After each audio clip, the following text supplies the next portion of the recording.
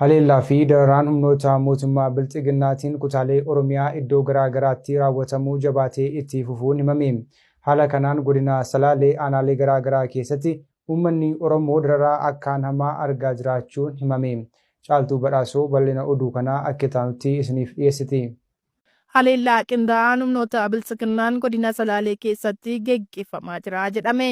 Waggoota ja'aan darban kutaalee Oromiyaa hedduutti waraanni Bilxiginnaa maqaa sakatta'an bobba'uun humna waraana lafootii aanga diroonii fi meeshaalee gurguddaatti fayyadamuun hawaasa nagaa ajjeesaa qe'ee fi qabeenya isaas mancaasaa jiraachuun ni beekama.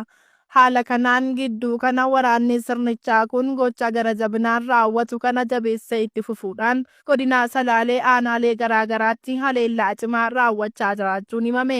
Haleellaa qindaa'aa humnoonni kunniin fudhataa jiraniin namoonni nagaa ajjeefamaa qe'ee fi qabeenyaan isaanis mancaafamaa jiraachuu maddeen odeessaa Gadaa Miidiyaa Neetworkiif erganiin ibsaniiru.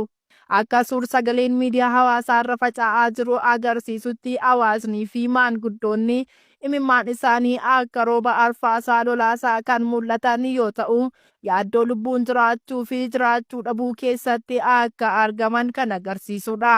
Uummanni godinichaa xombora karaa lamaan ibiddi itti qabate ta'ee humnoota Bilxiginnaa fi garee hidhattoota faannoo gidduutti dhumaa jira jechuun maddeen ibsaniiru.